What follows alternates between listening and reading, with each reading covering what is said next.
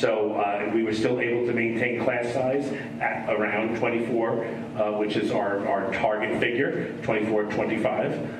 So recognizing that need, we would like to add one more teacher to West End in this budget, and that will be hitting our target class size, again, responding directly to student need. So those are the staffing priorities in this budget. In addition to that, we're going to continue to work with the profile of the OWL. We're going to continue our commitment to bringing children with special needs back to the district and creating the continuum of special education services. And we're going to continue our investment in mental health and social work, especially with our Northwell partnership. So all of that are the priorities of this budget. It is not anything extravagant. It is directly in line with what we have been talking about. You may have heard Mr. Sorosi talk about in January the introduction of a brand new career and technical education department at the high school in direct response to what the community wants and the community needs.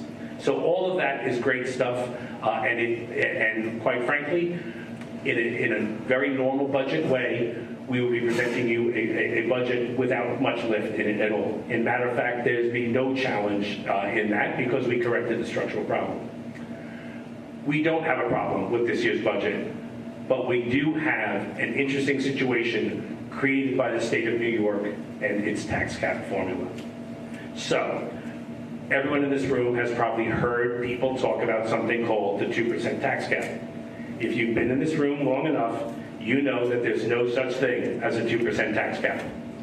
2% is one element of a very complex formula that determines what the allowable levy is for a district.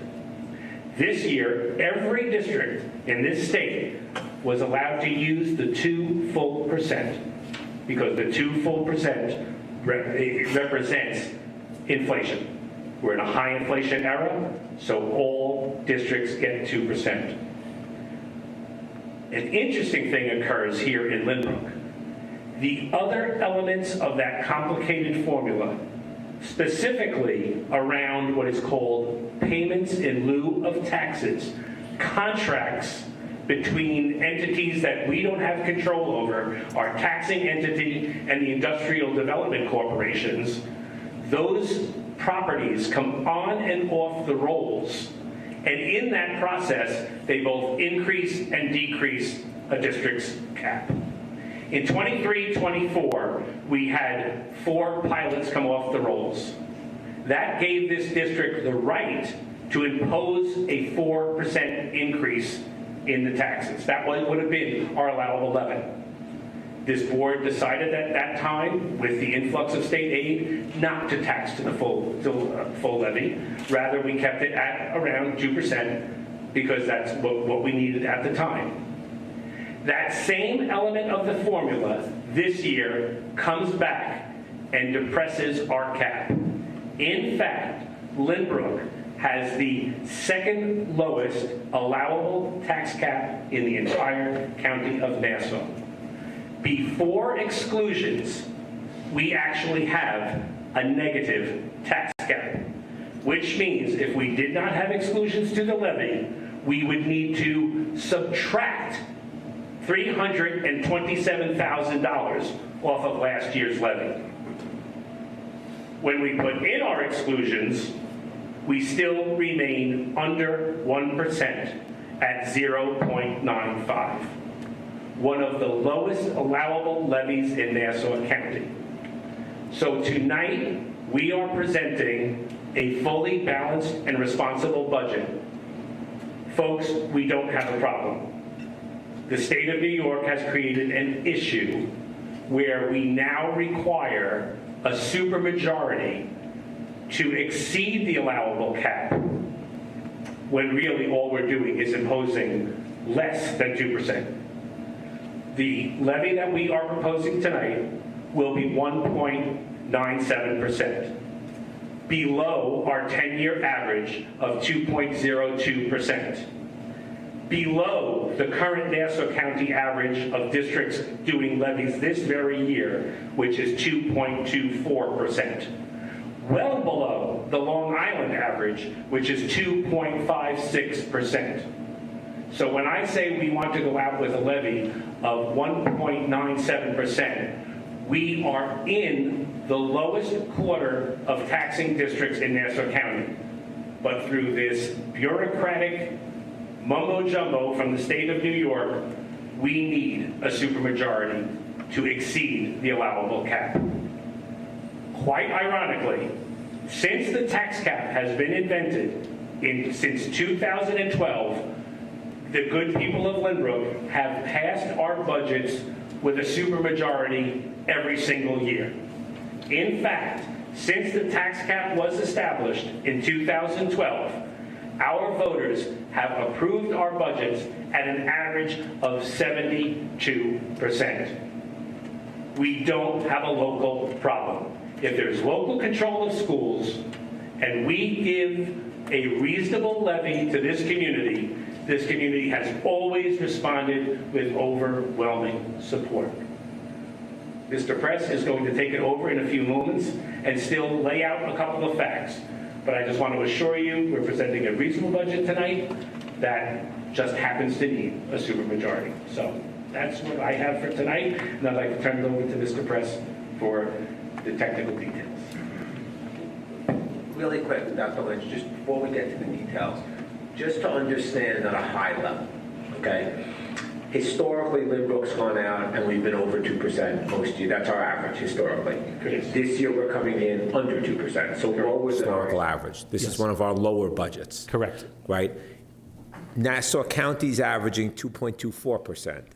Long Island's averaging 2.56%. We're coming in under 2%. So we are coming out with a historically low budget.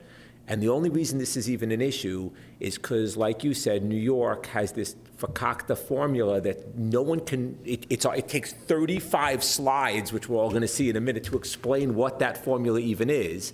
But New York has this formula that sets district by district what their cap could be.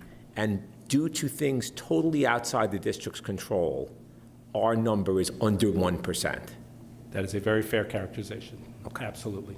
Okay.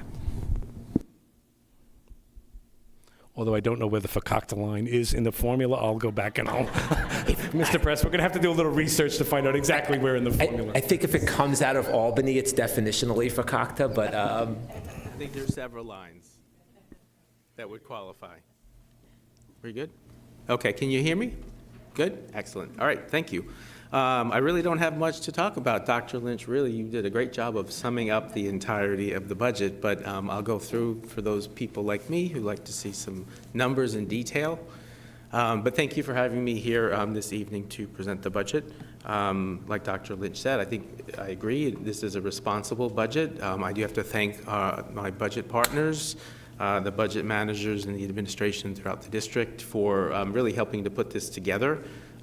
They all work very hard to do that. Central office administration as well. We would not be here. I would not be here doing this without the assistance of my cohorts in central office. So thank you all. So let's just get into it. If this will work. Is this on? It's not on. That would help. There you go. Okay. Here we go. Dr. Lynch talked a lot about our programmatic priorities, so I won't dwell on that too much, but they are listed here. I think this is, for the responsible budget that we are putting together, we're offering a lot for our students to allow them to become successful, not only here, but when they leave Lynbrook. Oops, that's not, okay. There were a number of budget challenges that we faced this year. We will not go through all of these in great detail, but when we talk about 2% tax caps and rates of inflation, nothing on this slide came in anywhere close to the rate of inflation. We are subject to a lot of expenses, many of which we have no control over, that are increasing well above rates of inflation. Not to mention medical insurance, which I'm sure everyone, in their own personal life is seeing the rates on their insurance increase. We've seen increases. We're budgeting an increase of 10% next year. That's in line with what we've generally been seeing. We had a little bit of reprieve in 2025, but the rates went up about 9% in 2026, and we're anticipating for medical insurance them to go up even more. Some of our smaller plans that we offer going up even greater percentages. We have a small plan that's gone up 50% in terms of the premiums. Transportation, our rates of increase are increasing just the rates more than the rate of inflation. Our BOCES transportation rates are increasing at 5%. Again, well above 2%. We've added 8 new non-public schools to the transportation numbers, so that those require new routes and new buses that come with a cost there as well. BOCES transportation is going up because additional students there as well. Not to mention the tuition rates are increasing, again, well above the rate of inflation. And our general insurance has been increasing itself at double-digit rates for the last several years as well. And I threw in utility rates because I think we're all seeing utility rates themselves going up. But then again, our usage has gone up in terms of heating our buildings this winter. This has been a terrible winter, not only for the rates, but just the amount of snow that we've gotten. So all of which is to say we are facing a lot of challenges and increases in rates well above the rate of inflation, yet we are limited to 2%, as part of that formula on the tax cap, and increases from, in terms of state aid generally do not increase at the same rate as the rate of inflation. I have a quick question, and I appreciate all the work that the administration does managing the insurance, as you mentioned here.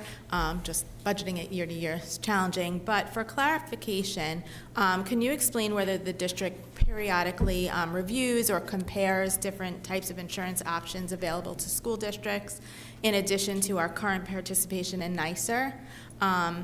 And maybe we can look at obtaining quotes for, competitive quotes to compare, just to see that we're getting the best coverage for the district. Sure.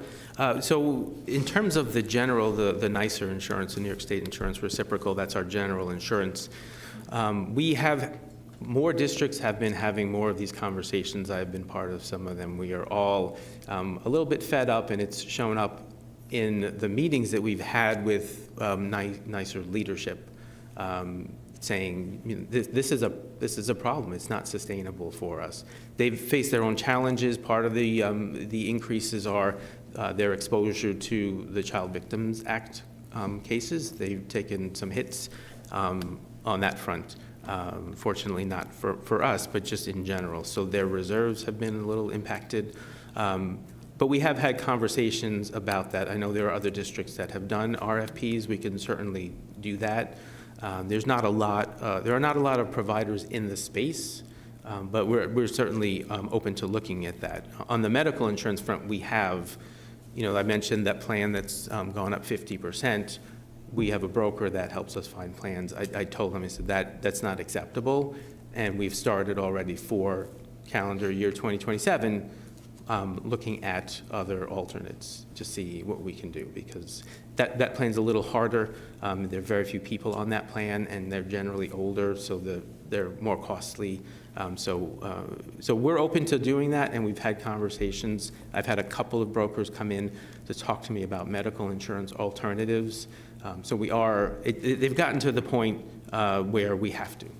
We can't not do it. Part of it will maybe put some pressure on NYSER to control the rates a little bit more. They control over 90% of the school districts on Long Island. Not that they control them, but over 90% of the districts are members of NYSER. So I don't know if that's lazy, but I think we do need to kind of light a little fire under them, and maybe doing that.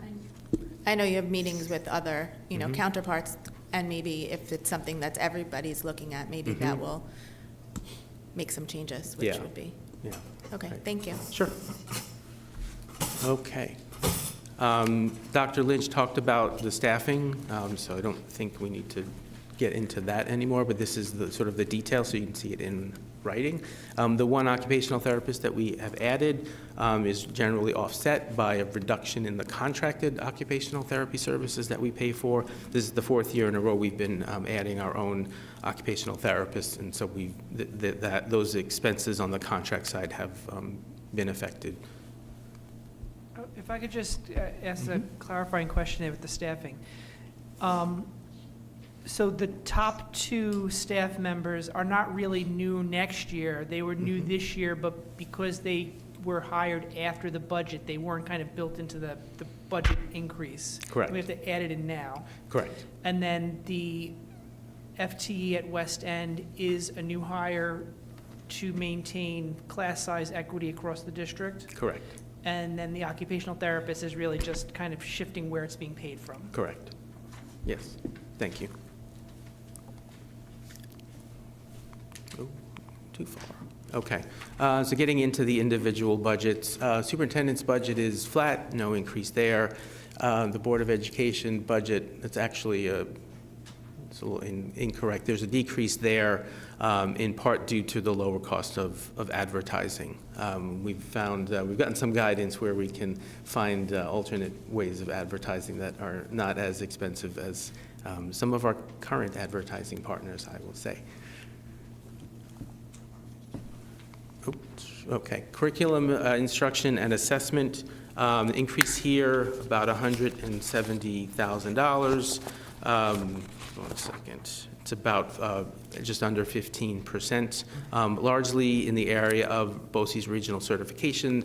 These are programs that we partner with BOCES for, or we obtain the services or the programs through BOCES, and so some of those programs have increased.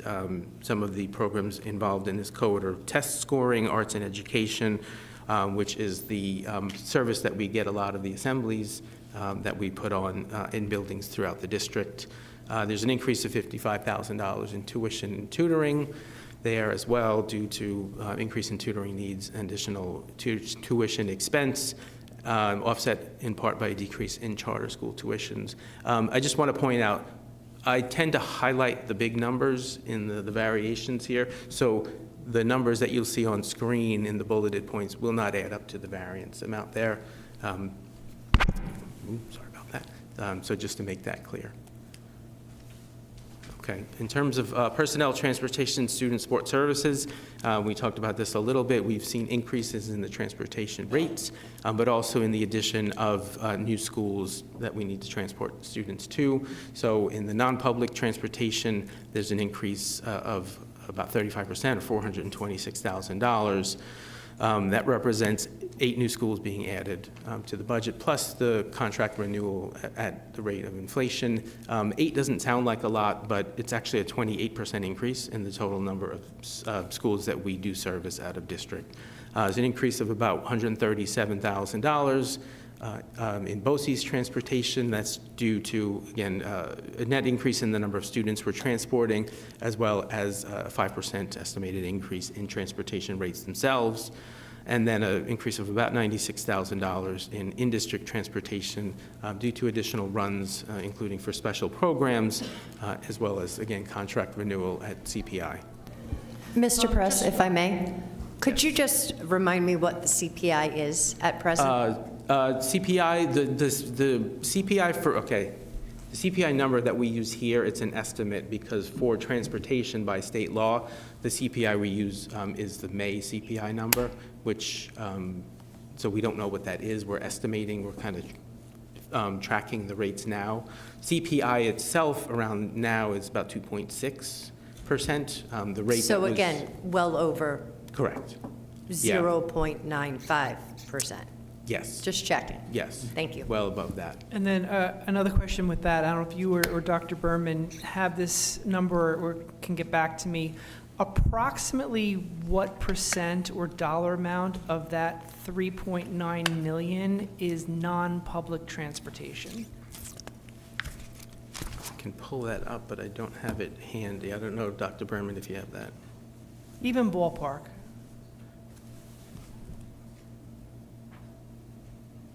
Oh, you know what? I don't have that breakdown. I do have. 1.6 million? So like almost 40% of our transportation costs are transporting students who elect to go to non-public schools. Thank you. Actually, just to follow on Mr. Murray's question, that's amounts that we're required to pay. That's not something we're electively doing. That's something that under New York state law, we have to pay. And just to clarify that, I don't mean to be stepping on Dr. Berman's toes, but we are required to transport students at a non-public school up to 15 miles, radius from the district. So if a parent chooses to send their child to a non-public school within that radius, we are required by law to transport them in general. Can I ask one? That goes also, like, are there some buses where there's one student on the bus? Like, do we have buses like that being, there's like 8 additional new schools?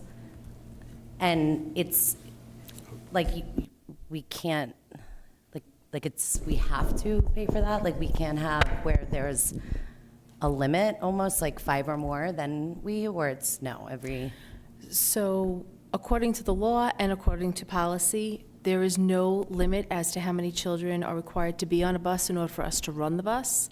However, when we do have, I refer to them as they're single riders, because many of our schools that are non-public, there's only one child that's going to that school. What we sit and do is we look at all of the different schools where we need to send to, where are they located, what are the start times, what are the end times, and we cluster together as many as possible. But there are situations where there's just no other way to make it happen but to have individual runs. One of the questions I know prior boards have asked, are there ways for us to be able to coordinate and work with other districts? Like East Rockaway, quite often we coordinate with certain runs that we do have. One of the things we do run into is that the routes become exceedingly long. When you do start to work either with, let's say, BOCES or within the quadrant, it's now not just Lynbrook pickups, but it's multiple stops in multiple towns. So instead of having children on the bus for less than an hour, we'll have children all going to the same school, but they're traveling all over different towns, all different ways to get to the school. So it becomes an exorbitant amount of time, and that's not fair to our students. I know. Sorry, quick question also. For some of the programs, we have like students picked up here and sent. Is that something we could possibly look into if we shared with another district to have a central drop-off or pickup point? By law, we can do that. Could we investigate identify a that? centralized location for particular schools, particular stops, to be able to kind of help consolidate that a little bit more. That is something we can do. Can we look into that? Because I feel like Absolutely. this increase is really going to hurt us in the long run, and we need to look into consolidating that cost. Okay, great. Thank you. And for, one of those singleton runs, is there a typical or average cost to that, or is that not, or is it really very dependent on how far it is? Like, what does one of those buses cost us in a year? So Ballpark. it's about $7,600 a month if it's a single small vehicle that's going for 4 hours. So depending on the number of hours, the rate will increase depending on the size of the vehicle. So So it some of could be these like singletons- $75,000 a year for the 10 potentially to months. send one kid to school. Correct. And what I have done also is I've requested in some cases to get a small vehicle, so like an SUV, but the cost of an SUV and the cost of one of the small vans that supports anywhere from 16 to 22 children, it's the same cost. At that point, it's the cost of the driver. And Dr. Berman, just to clarify though, our hands are really tied here. State law says we must provide transportation to school for resident students attending schools within 15 miles. Correct. And again, we can't raise our tax levy because it's set for an arbitrary 0.95%, yet we can't deny any of these students transportation. That's our obligation. Correct. Thanks. But I do think that, when you hear those numbers, $75,000 a year to transport one kid electively to school, I think Ms. Danino raises a good point. For some of the kids who are singletons, using Mr. Murray's words, one kid on a bus, if there are kids in any of the districts that are even close in this area, whether they're going to the same school or even a school within a 15-minute radius by car, it makes sense to really isolate all those 1 or 2 person runs and really reach out to neighboring districts. I think the payoff could be great. Even if you could combine 4 or 5 of them, you could be talking 6-figure money. So I think it's a good idea. I like it.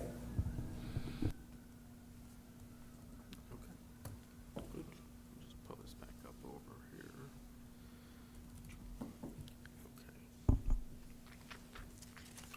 Okay. In the business office, we're looking at an increase of about 4.5%, $155,000 there. We're seeing an increase of $65,000 roughly in BOCES occupational education. This is the CTE program that we send students through at BOCES. It includes both the Barry Tech CTE and the CTE skills programs. There's a $45,000 roughly increase in BOCES central data processing. These are expenses, a lot of them that are shared when we engage services and some of our staff in the IT department through BOCES. We kind of split the cost between this code in my budget, and the IT budget. We have an increase of about $14,000 in health expenses for out-of-district students. That is something we are also required by law to do. And then some smaller increase in BOCES admin fees, offset a little bit. So there's a decrease in insurance.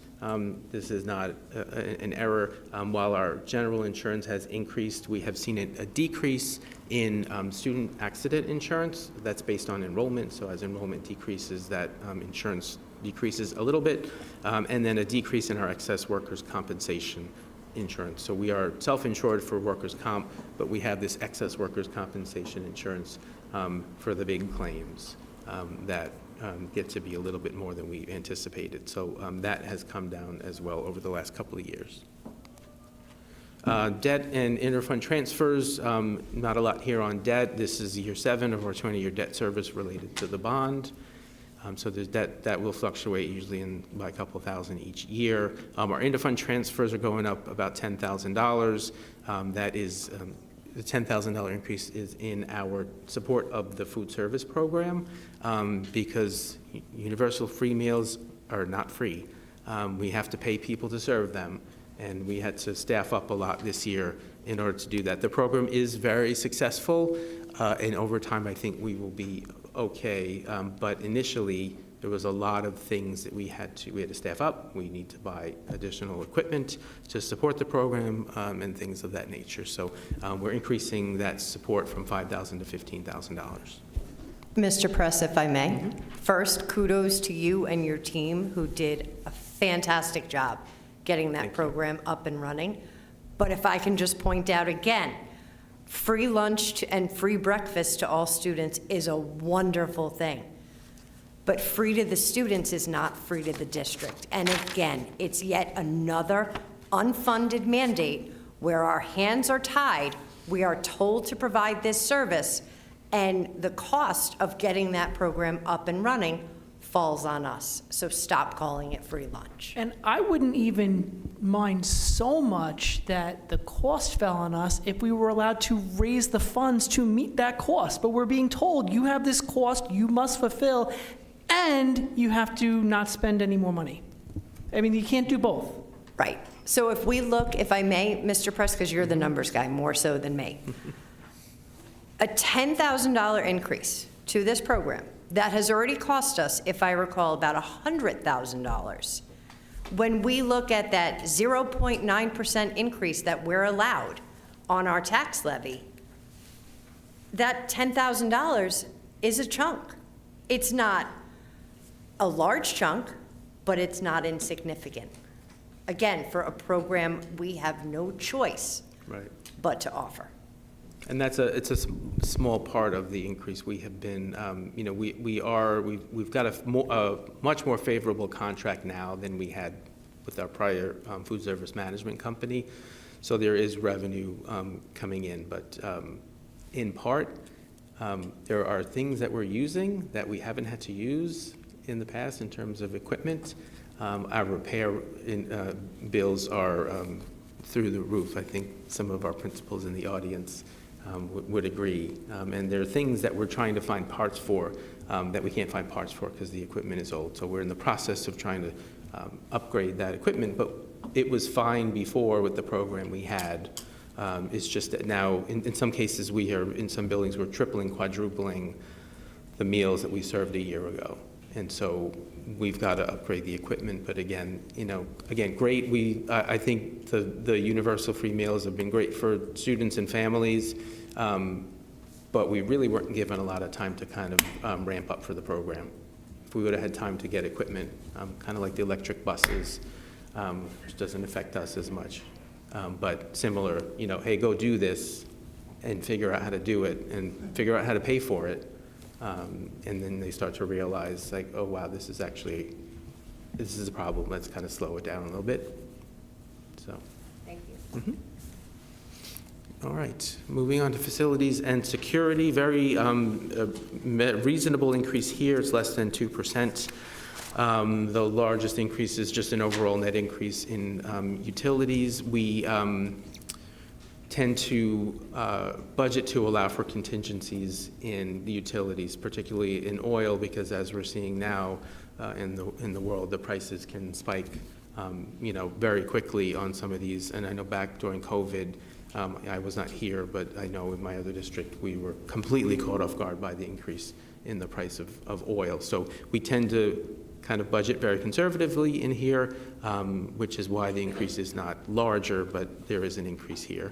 Additionally, there's a net increase in equipment codes. We've got a decrease in some areas for equipment we bought last year that we don't need to buy. But again, for our food service program, we've been making do with a van that really, when I started here, which is when we started the elementary program, was kind of tagged for going to the graveyard. We revived it. Mr. Seda and his crew revived the van. But it's not, and it was in a condition to kind of deal with the numbers we were dealing with prior, to the universal free meals. That van is getting a lot of use, and kudos to our food service messengers who are driving all over the place to make sure our kids get food. So we budgeted for the purchase of a van for the food service program in here. And then we've got a small increase in general security and custodial supplies and materials. In the budget, we always include some capital projects. This year we've budgeted about $900,000 to replace the running track at South Middle School. Again, Mr. Shade and his team have been patching this track. The track is 12 years old. It generally tracks will last at most 10 years. It's reached a point where it can no longer be repaired. So we're budgeting to replace that. That track is used, by varsity, junior varsity. It's the only track in the district. It's used by varsity, junior varsity. It's used by the community. So that just needs to be replaced. Moving on to our school budgets, not a large variance here in terms of the school budgets. Generally, overall, it's an increase of about 5.5% across K-12. Largely due to increases in activities salaries, contractual increases, but then also, again, at the elementary level, we've increased the number of clubs available to our students. And then there's increases K-12 in transportation due to, in some cases, increases in field trips, the contractual and the increases due to CPI on the transportation contracts. And then in some cases, supervision at the secondary level has increased. We've seen an increase in the need. The students that are participating in activities after school, we're seeing a greater need for them to have additional supervision and aids and things like that. Special education, our increase here is about 5% overall. Sorry, I heard a question. So we are seeing an increase of about $621,000 in BOCES, tuition and related services. That's due to an increase in the rates of 4.5% to 5% on between related services and tuitions, and then a net increase of 8 new students that we're budgeting to place at BOCES out of district next year. And then an increase in transportation due to new schools and routes, plus the increase at CPI. Our related services in district, that's a contracted services code, is increasing about $100,000. Again, that's offset by us hiring that new occupational therapist on staff. And then all of this increase is offset by a decrease of just over $800,000 in our out-of-district public and private tuitions. That's due to us bringing kids back in district, kids graduating, aging out of the program, or otherwise leaving the district. In communications and technology, this is sort of, there's a somewhat common theme running through some of these codes. We have a lot of old equipment, things that, again, reach their useful lifetime. So we have in the budget, we're budgeting to start a regular replacement cycle for security cameras. We installed a lot of them at one time. Those cameras, a bunch of them are, they're not providing the clearest picture. We're looking to replace them so we can maintain a level of security. And then there's network equipment, the equipment that maintains our computer networks that reached the end of their useful life, so we need to replace them. Similarly, our telephone equipment, there's a need to replace a bunch of our telephone equipment. That's your $51,000 increase there. And then on the instructional software side, there's an increase of about $40,000. That's due to general contractual increases, the increases in the licensing fees, and the addition of the implementation of AI resources for both students and staff. There's additionally in this budget, it supports our card swipes. So right now we have a lot of keys for external doors for things like athletics. We're looking to add card swipes, so people, staff can use their ID cards to swipe into the buildings.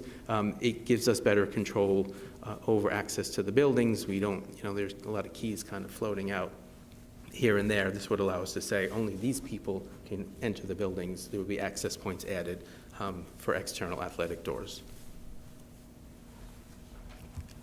Athletics and health, the increase here is almost $200,000. This code took a very big hit in 25-26.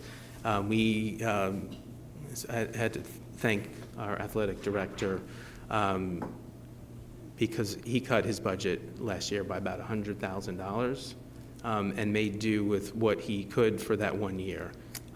So a lot of this increase is kind of right-sizing the budget in athletics, but then it's also contractual increases. Again, we're seeing similar increases in transportation, contractual increases in athletic supervision, and coaching salaries. Fine and performing arts, again, things reaching the end of their useful life. There's some equipment, some stage equipment at West End that has itself become a bit of a safety concern, as well as the choral risers at West End, so we're looking to replace them there. And then we've seen an increase in the participation in the music program, which means there's an increase in need for repairing instruments there as well, increase in instrument rental, and then an increase in transportation. Again, you have more participation, you have more kids going to all-county events. When our football team makes the playoffs at Hofstra, the band goes to perform. There's a cost associated with that as well, so that's represented in this budget. Guidance and counseling, largely flat. The decrease here is really us just moving expenses to the codes that are more appropriate for them. So there's a job coaching program that we have used for our CDP students that was coming out of guidance, but it's really managed by our special education department. So we're just moving the expense there. So that's why you're seeing a decrease. Special programs, these are our summer programs and our adult ed programs. There's an overall net decrease. Last year when we budgeted this, we anticipated a certain amount of participation in the summer academic program and us having to pay teachers for that program. The enrollment was not as high as we had budgeted for, so we were able to reduce that down to a level that's more in keeping with what we're seeing there. So that's the decrease here. We are budgeting for small increases in the rates that we're paying the people who run these programs.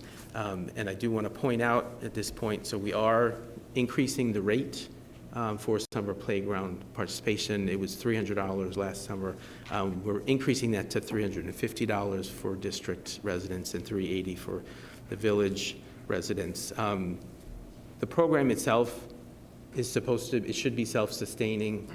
It has not been self-sustaining. It's a very popular program. We have a lot of enrollment, but it hasn't been self-sustaining. So we've been taking steps over the last couple of years to kind of bring the cost of the program in line with the actual expenses.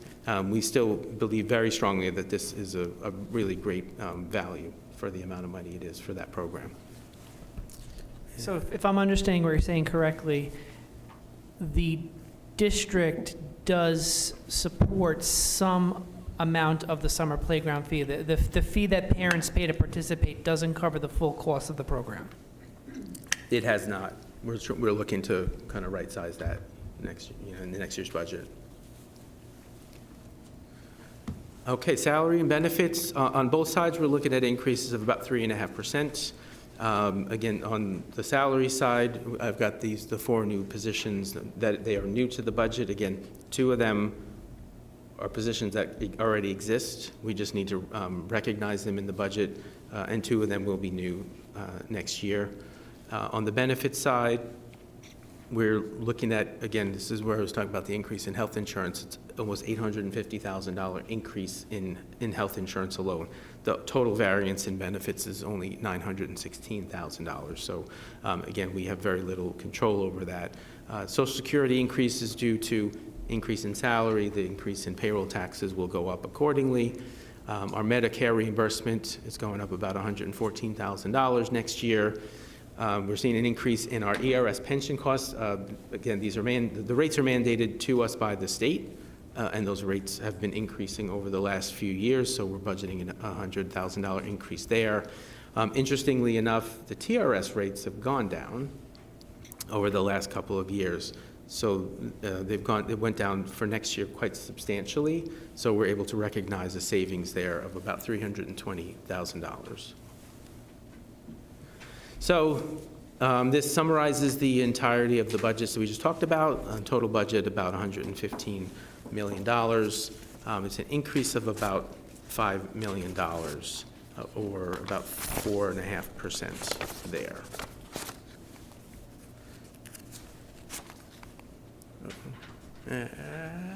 What just? I only pushed the button once. I'm not sure what just happened. All right. Okay. All right, good. So how are we going to pay for this? This is where we start talking about revenue. Our local revenue projection, most of these categories remain unchanged. Our pilot costs there have gone up. We're going to talk about that a little bit more when we talk about tax cap, but they've gone up about $500,000. And I think the rest of these codes have kind of remained unchanged, including our use of reserves, and we'll talk about that a little bit more, but we have not made any, we have not increased the use of reserves in next year's budget. So our total local revenue is about $9.3 million. So in terms of use of reserves, again, this is unchanged. So the reserve we're using on the left, $2.99 million. On the right, you see what the balances would be, the anticipated end-of-year balances in these reserves, and the total of about $11.2 million. Still a healthy amount of reserves. These aren't all the reserves. These are just the reserves that we're using in next year's budget. So we talked about, we wanted to kind of show this slide of the use of reserves over time. You can see there was kind of a little bit of fluctuation in the early years on these slides. The red bars represent the change, the increase or decrease in the use of reserves. So we had, fairly large increase 24, 25, and we talked about at that time, we needed that to kind of balance things out. A small increase last year, no increase this year, so that's why there's no red bar for 26, 27.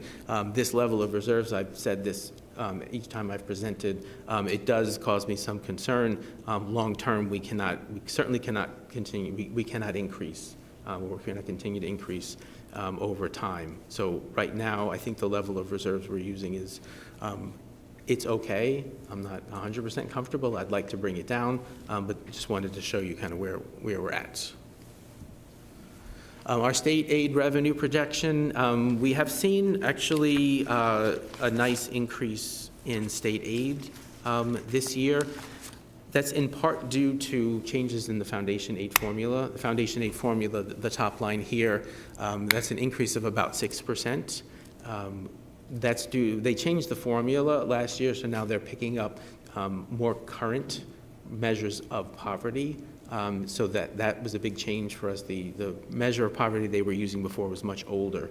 So now when the measure of poverty goes up, generally our aid ratios go up and we get more money. So foundation aid, we're seeing about a 6% increase there. Transportation and BOCES were two other areas we saw big increases. Transportation in part because we're spending more. We've talked about that. The transportation costs have gone up, but the aid ratios themselves have also increased.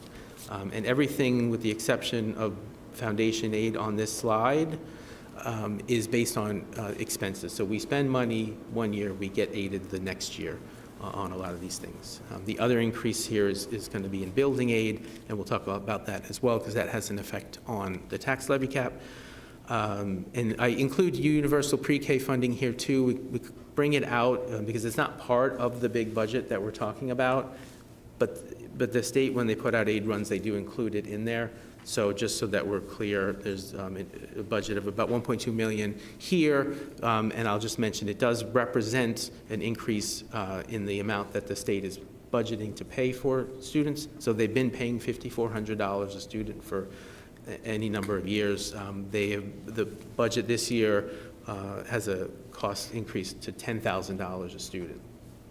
So we are doing, we did an RFP for UPK services. Where we actually in those responses, we did not receive enough seats for the program. So we're actually going to go and do another RFP for the UPK program, and hopefully we'll get additional seats so that everyone who does apply for UPK will have a seat. And we think at $10,000 a student that should be fairly attractive to providers. So we'll keep you informed on that. Okay, so our tax cap. I think we've had a nice, healthy discussion of our tax cap. I'll just walk through the calculation here. The calculation itself starts with last year's tax cap. And we on top of that, we multiply this tax-based growth factor. That's a change in the taxable property in the district. So in this case, there's a very small increase. We add in the pilots from last year. So you see, and this is going to be important, the pilots for last year, 25-26, just over $4 million. I'll jump ahead a little bit. You see down below, the pilots are $4.5 million. So that's the $500,000 increase that I mentioned. And that's it really has a significant impact here. So we go back up top, the 25-26 pilots, we add them in, we take out these exemptions, which is largely the capital projects minus any aid we get. And we get the adjusted prior year levy. At that point, we build in this 2%. So that's our last year's levy. I'll get a little ahead of myself. So when we talk about, when you see in the papers and the news a 2% tax cap, I mean, this is only slide one of the two slides of the tax cap. The 2% CPI, the inflation factor, is this very small part of the formula in here. So when you multiply by the 2%, you back out the estimated pilots for next year, which has an effect of reducing our allowable levy limit. So you see up here, our levy limit for next year before exclusions is actually a reduction. That's what Dr. Lynch was talking about. It's a reduction of about $300,000. So, I mentioned we back out the pilot payments. The pilot payments were an increase of $500,000. We're negative $300,000. Without that pilot increase, we would be on the positive side. So this is where this formula is a little fakakta. Can we say that? Are we allowed to say that? So there's our 2%. Again, a very small part of the bigger formula. So we carry forward the allowable, the tax levy before the exclusions, and then we add back in our debt service, and this is the exclusions that factor in. And once we are done adding in our exclusions, in our building aid, we get to our allowable tax levy limit, which we've been talking about, is less than 1%, 0.95%. The increase is $752,000. Again, as we've seen, our expenses have increased well above that. So our two main sources, our two real sources of revenue are our tax levy and state aid, neither of which are increasing at the same rate as the increase in our expenses. Okay. So our proposed budget, $115 million. We talk about our state aid, our local revenue, projected applied fund balance, which is $1.525 million, again, unchanged from the prior year. We add in our estimated total revenue of that adds up to our total revenue of $34.8 million. We add in our allowable tax levy, again, at the 0.95%, we get $114,448, which is a difference of $800,000. What we're proposing is a tax levy of $80,447,925, which is $800,000 over the allowable levy. It's just I need to point out that a proposed levy above the allowable levy limit requires a 60% supermajority passing rate. This is, Dr. Lynch had mentioned this, but these are the numbers, so I wanted you to see that. So if I'm hearing all of this correctly, the difference between what the state formula tells us as a local institute we can ask for our community, regardless of what the community thinks, is $800,000 less than what we have set as a very reasonable, responsible, and careful budget. And if I heard you correctly before, the pilots, which is some agreement between the government and the businesses that we have nothing to do with, plus the costs of free lunch, adds up to $600 out of that $800,000 already. It's a lot. I mean, the food program is paid for from a different fund, kind of similar to like the pre-K, the universal pre-K, paid for from a different fund. The universal meals are paid for out of the cafeteria fund. But there's a lot of things we're covering out of the general The meals fund. are, but not the other expenses, and that's where the $100,000 comes in. Yeah, there's a lot of, yeah. So there's $100,000. We have taken the point of paying a bunch of those salaries, but not all the salaries, out of the C fund. But at the end of this year, what we're going to see is that there's going to be a need to supplement from the general fund. But yes, I see the point that you're making. There's a lot of these costs that are coming down, of which we have no control over, and we end up, when we try to present a reasonable budget, there's not a lot of bells and whistles in the budget that we're presenting. Really is not. And yet we're at a 0.95% allowable levy limit. So what we're proposing is, again, even with a limit that's above, a tax levy proposal that's above the allowable levy limit, we're still below 2%. Just another commentary. I mean, I look at that at the difference between local control of our decision-making, which is the middle line there, and state control of decision-making, which is the top line there. And I think most of us on this board are much more in favor of local control of decision-making than state control of decision-making. Yeah, I mean, I think it really highlights the problem and the, between a rock and a hard place the state puts school districts in this county in. You can go back to some of the really early slides, like slide number 3. Those are some of the real big ticket items, right? Medical insurance, transportation, general insurance, utilities, BOCEs. Those are multi-million-dollar categories that are going up by 10%, 9%, 20%, 5%. These are massive increases. Any one of those categories alone, the increase is more than the state would have us increase our budget under their formula. Think about that. If you just took the transportation increase that we pay And again, some of this, and we want to do right by kids, we want to provide transportation where it's appropriate, but we are mandated by New York state law that we have to transport kids who go to non-public school within 15 miles. That cost increase alone is more than the state would have us increase our budget under their formula. That's crazy. So you have state mandated expenses, but districts locally having to now pay for it. It's the example of, I want you to buy everyone a Ferrari, but we're only giving you $5 to do it. It doesn't make sense. It just doesn't make sense. And Joel, if I could ask on the numbers side, this $800,000 difference, if memory serves, that would be about 1.02% of our budget. Does that sound about right?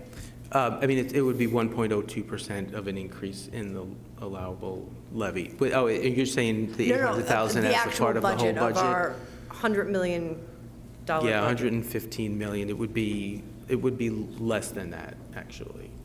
Yeah.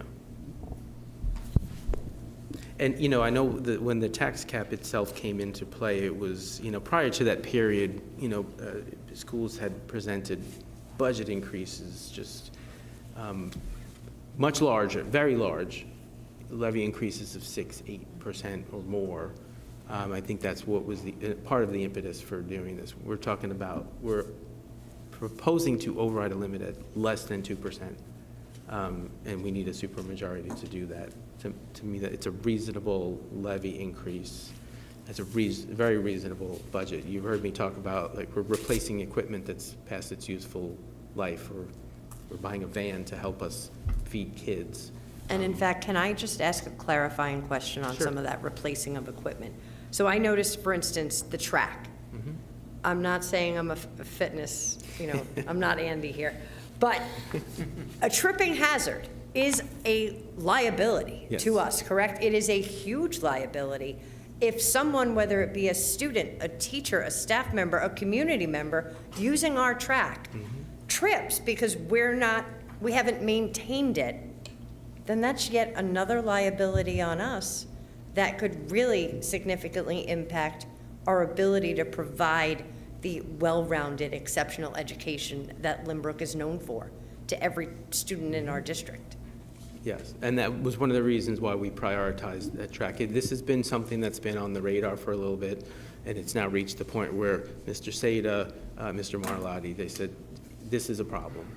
It's a problem. You can't have kids, you can't have community members running on this without the potential to cause harm. Well, it's a problem in two regards. You have, obviously, you could harm someone, but it could also even become an insurance issue. That an insurance company does their loss mitigation, they come in and they inspect. If it's past its useful life, it's just a matter of time before our insurance company says, you can't use that track, shut it down, or we're not going to insure you. That happens on commercial properties all the time. So, you know, it looks like it's like a want, but it's more of a need than a want. It's something that has to be done. You know, and that's really, when I'm looking through this budget and these slides and, you know, all the information that goes behind it, you know, it's really hats off to Mr. Press and to the whole central administration here. There's no fat in here. You know, we teach our kids about your needs and then your wants, right? You say, I have to do your needs, the wants you don't always have to satisfy. I don't see that many wants in here. This is all needs. Like, almost everything in here are things that we have to do to continue to deliver great education to the kids, to the community, safety, social emotional education, you know, profile of the owl. There's not a lot in here, if anything, that we're saying, you know, it would be great, let's add this in. We're not doing that this year. And, you know, hats off to you for keeping that budget so tight. Not sure a lot of the administrators in the audience would share your kudos. Well, and can I just say hats off to all of you in the audience, because you've all made cuts. You have, every one of you, tighten your belts to deliver the same exceptional service. And we keep asking you to do it with less and less and less. So thank you. Agreed. Okay, all right, so again, looking back at our tax levy, this is a repeat of the slide. We had our difference. If we, as we proposed, a levy in excess of the allowable levy limit of $800,000 that eliminates her difference and gets us to a balanced budget. Again, we've talked about this. We wanted to just kind of share, this is the 10-year tax levy history here in Lynbrook. The 10-year average, 2.02%.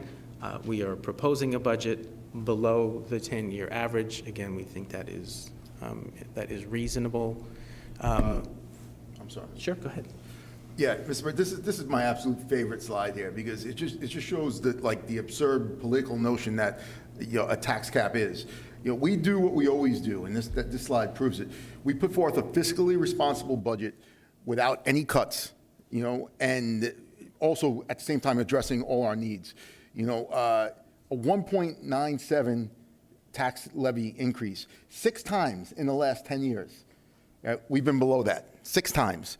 And we're below our average over the last 10 years. Yet, We're even more below if you do the 5-year average, because the 5-year average is actually 2.07%. So if we went back only to COVID, we're even lower than that. correct. Now, I mean, this is what aggravates me, and this is why I'm like flustered at this point, because we do what we always do as a district, as admins, as school boards, as staff. Yet, you know, there's the ability now for a headline to be in the paper saying Lynbrook has to pierce the tax cap, which is one of the more absurd notions going out there. We're doing what we always do.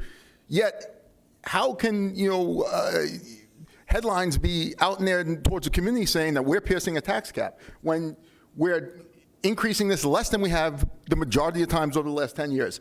Effectively, to use a baseball reference, we've hit home runs 10 years in a row, you know, because we hit the ball 400 feet into the outfield. You know what we did this year? We hit the ball 400 feet. Only problem is the state moved the fences to 700 feet away, and they added like an extra 6 outfielders. So we did what we always did, but for whatever reason this year it's not a home run. I just hope that, you know, people understand that this district is financially in great shape based on the leadership of this administration, you know, and you know, I hope the narrative doesn't swallow up what's actually going on.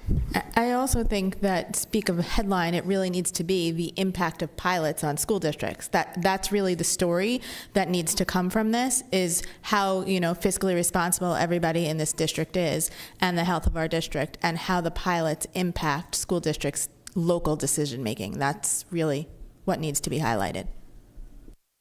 Just to add to that, you know, the pilots, these payments in lieu of taxes are often, you know, again, these are agreements we have absolutely no control over. We have no say in them. And oftentimes the payments that are being made by these property owners are well below the what they would pay in taxes on the market. One of our biggest, well, our biggest pilot is from LIPA. And that one is a big it's a big unknown. It's so complicated. I spent hours this year on the phone with Nassau County trying to have them explain to me. It's not a simple thing. LIPA owns a number of properties within the district. There's a cap on the growth of their pilots, and it's by property. It's not on the whole, and in some cases, the properties where they're paying a pilot, it's less than half the taxable value of that property. So, and we don't know what that's going to be every year because things get reassessed. It's part of the problem with these pilots. So there's a lot that we have no control over. We generate budgets as best we can based on what we anticipate the pilots to be. But again, there was this pilot that went back on the tax rolls and then came back in the form of a pilot this year, which is really the big reason why we're seeing this drop in the tax levy. So we have no control over it, and we don't know when they're coming. So it's really difficult for us to plan for these things. I want to go back to something Dr. Lynch said at the outset. I think it's really important to come back to it. This slide that you're looking at, we do not have a budgeting problem. We do not have an expense problem. We have a state formula problem, and we're just doing this the right way rather than the way the state's telling us they think we should do it. Yeah, I mean, And I'll just add to that, I think we have a state formula problem, which I think we have a pilot problem, and I think we have a state mandate problem as well with these unfunded mandates. It really creates a perfect storm. So you have the state saying, you must do all of these things, and they're really expensive, but we're not paying for them.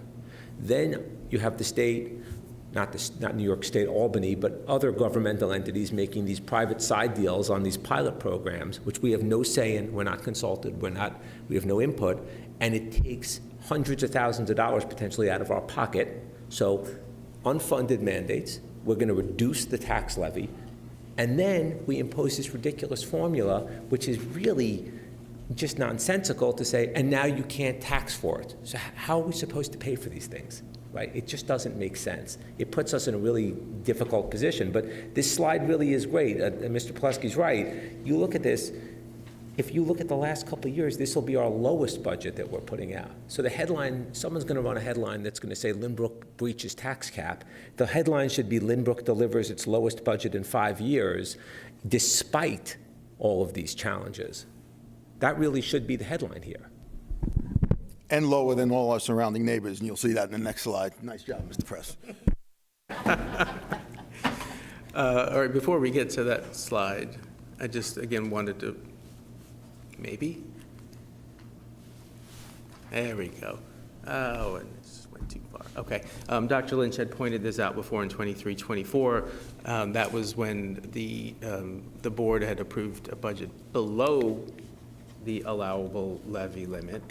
And so there was about $1.5 million in a tax levy that was not included. So we kind of, as we say in business office, we kind of left that on the table. Had we, had that happened at the time, and I think the levy, the allowable levy limit was over 4%, so I do not blame the board for not wanting to go out with a 4% budget, again, in this world of 2% tax caps when the media is harping on that, and thereby making people believe that anything more than 2 is a problem.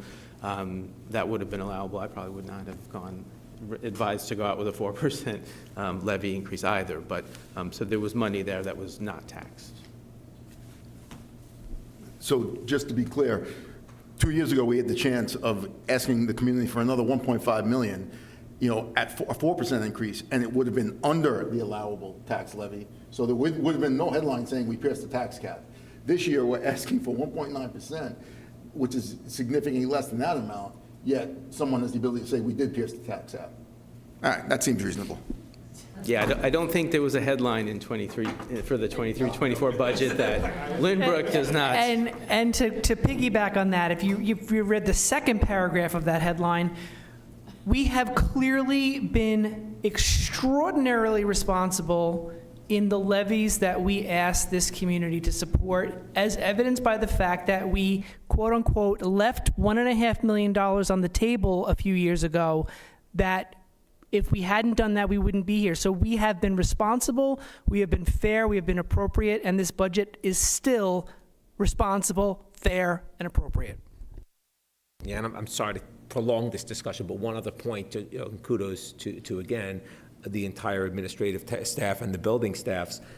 If you look at the last couple of years, so 23, 24, 24, 25, those were extraordinarily high inflation years economically throughout the country and even more so in New York. CPI for those years, I believe in 23, 24 at one point hit 19% at one point on a month, on a 1 month basis. But I know that it annualized around 9%, if I remember.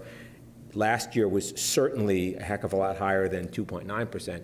We're continually giving budgets that are increasing at a lower rate than CPI, Consumer Price Index increase, right? So we're coming in under inflation.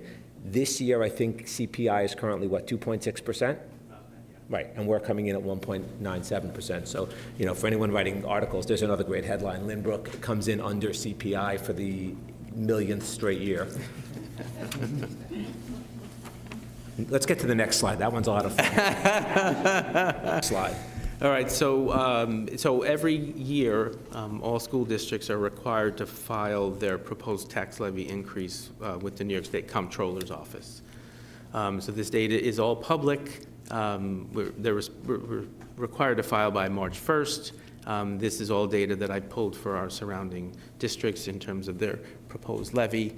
And here we are, the 14th lowest levy out of 54 districts in Nassau County. Nassau County average being 2.24%, as Dr. Lynch said, and the Long Island average 2.56%. We are well below that. We are, again, Dr. Lynch had said this, I want to repeat it, it's worth repeating. We're in the lowest quartile of the entire island in terms of our levy increase. And for people in the audience who are not super familiar with surrounding districts, Valley Stream 30, Valley Stream 13, and Valley Stream 24 are K-6 only districts. No high school, no athletics, none of those other things are taxed there, and we're, like, I mean, I think that's important to note also, that we're the only K-12 full-service district that's on the bottom of that list. Yeah, and I thought about only including K-12 districts on this list for that reason, but I wanted to provide the fuller picture, but I agree. You know, the elementary districts do not have the same level of participation. They don't have athletics.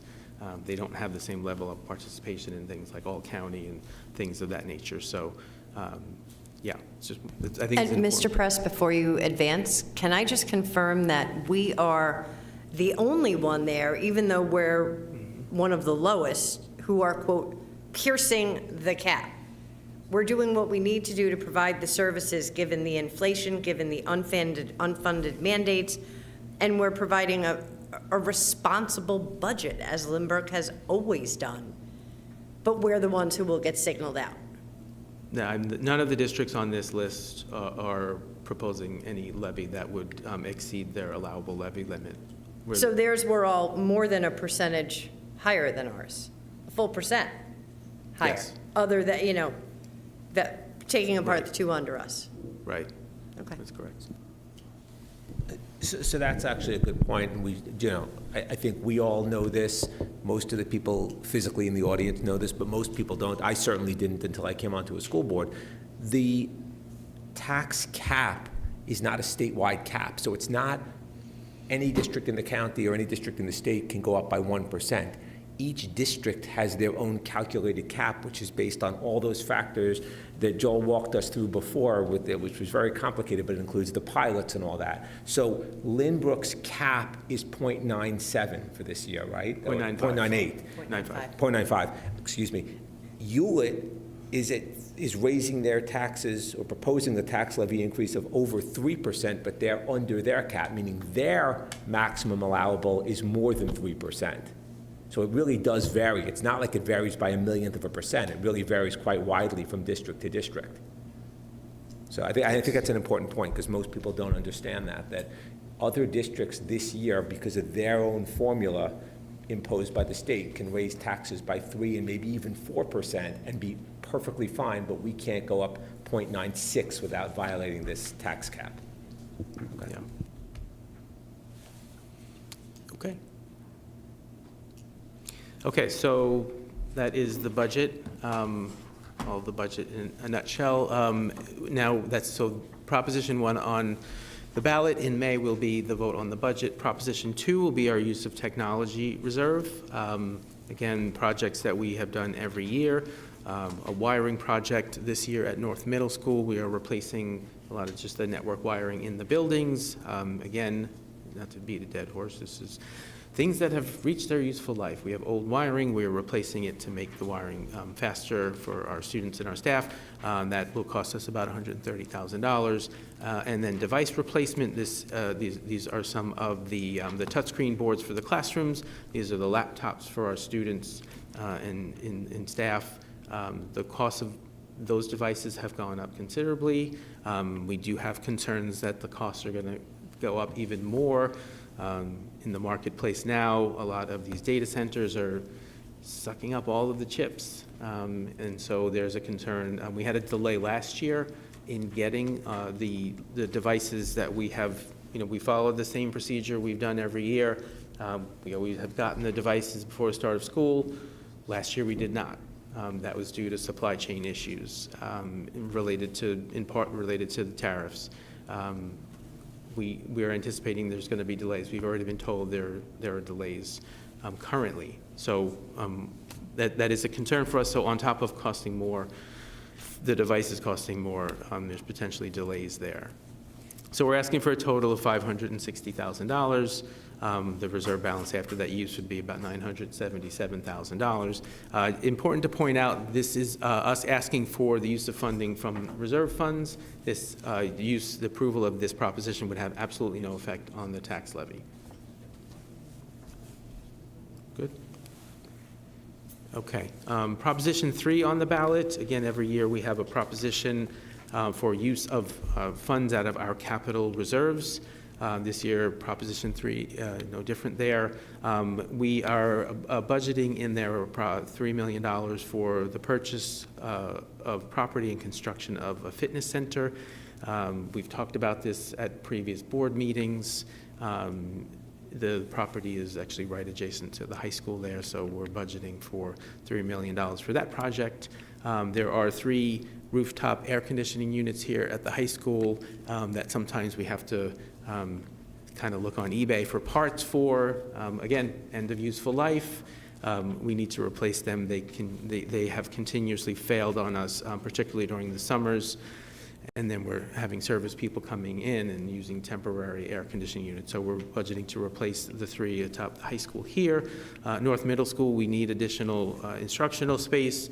So we're budgeting $300,000 to split the tech room at North. Also at North, there's a heating issue. The heat is still functioning there, but it's an old steam pipe. We're looking to repair and replace that for about $120,000. And then at West End, so our PA systems district-wide are, again, very old. West End has actually passed the end of its useful life. It no longer really works. This has been on our list for a while to try to replace district-wide, so we're starting at West End because that's the system in the worst shape. So we're budgeting about $300,000 for that. I will say that Congresswoman Gillen's office reached out to us about grant opportunities through her office. We are working to put an application in that we think would cover, if not West End, many, if not most of our buildings. So we're going to ask for money there to replace not just West End, but more of our buildings. We're not entirely hopeful that we're going to get the award, but this will put it on the radar. These grant funds become available every year. If we don't get it this year, we'll continue to apply for additional funds in the future. So the total cost for all of these projects, about $4.2 million, coming out of our capital reserve, would leave us with a balance in capital reserve of about $3 million after use. Again, this is pulling money out of our capital reserves. Approval of this proposition has no effect on the tax levy or the budget. I think that bears repeating, and that last line on that slide could probably be at least twice as large of a font, that like this is not, any changes here don't in any way, shape, or form allow us to do anything with the tax levy. It's a completely separate thing. This is just money we intentionally squirreled away for exactly these kinds of costs. And again, it's an example of responsible budgeting and decision-making where this does not have any additional cost to taxpayers because it's already been saved for. So, Mr. Murray, to that point, I'll ask the rhetorical question because I know others may ask it. Why don't we just put this money towards this shortfall? And the answer is we can't. This is money that's already been squirreled away for this particular purpose. So for anyone wondering, we can't simply say, oh, don't you do any of these things, just use that money to cover salaries and transportation. This money is in a separate reserve fund that's allocated specifically for these types of facility projects. We can't just move money from one bucket to the other, just for anyone wondering about that out there. It's a great point, Mr. Luna. Thank you for raising that. That applies to all of the reserve funds. So even the reserve funds that we are using to fund parts of the budget, our ERS reserve, our TRS reserve, those funds can be used to support the budget, but only very specific limited expenses. We can't just say, well, we need to pay for medical insurance. We don't have a reserve that covers that. So we can't take, another $800,000 out of any of those reserves to pay for the increase in health insurance. So it's a really good point. And just finally, reminders, budget adoption scheduled for a week from today, Wednesday, March 11th. The budget hearing as required by law, May 6th. That'll be the last public presentation of the budget. Last day to register to vote is Wednesday, May 13th. And the all-important budget vote, May 19th. Polls are open 7 a.m. to 9 p.m. That's correct, right? Yes. And you can vote at North, at the high school, or at South, depending on where you live. And that, if you have any more questions, because you've asked some really great questions today, any additional questions? It's not a question. I just, thank you. This is so comprehensive, thorough, thoughtful, keeps the best interest of not only our students and staff, but every taxpayer in this district. It respects them and what they expect from us. So thank you. Thank you. I was wondering if our student member had anything to share. Because we Way to put him on the haven't spot. let you get a word in edgewise. Register to vote. That's all I have to say. But this is money, and budgeting is not really my thing, so I kind of let the professionals do it. So I have to ask Mr. Bowler, because you circled what date students have to register to vote by. Will you be 18 by that date? I will not. Ah, for shame. But for all the senior parents like me, if you've got someone turning 18 before May 13th, like I do, let's get them registered. Just as an add-on to that, if you have kids who are away at college like I do, they can vote absentee to support this budget. That's an important point. When do they need to request their ballot by? About a week before. Perfect. Thank you. Okay. Yep. The earlier, the better. Great. Thank you. For our village clerk, for our district clerk, let's... And not that you don't have enough to do, Ms. Moran, but is there any way we could get that out publicly for, our recent grads, kids who are still connected to Lynbrook and who are entitled to vote in the budget? Can we, Dr. Lynch, maybe that's a question for you? Thank you. Thanks. And Just so that you're not bombarded. I want to reiterate, thank you, Mr. Press, and to your entire business office for all of the diligent work that they've done, and everybody here, all the administrators, all the staff, everyone works so diligently to put really a fiscally responsible budget together. So thank you. I would like to call public comment, but it doesn't look like there is anybody who wants to have any. So I just want to let everybody know that our next regular meeting will be March 11th at 7:30 p.m. And I'd like to ask for a motion to adjourn. Ms. Skelly, second. Mr. Cullen, all in favor. Have a great night, everybody.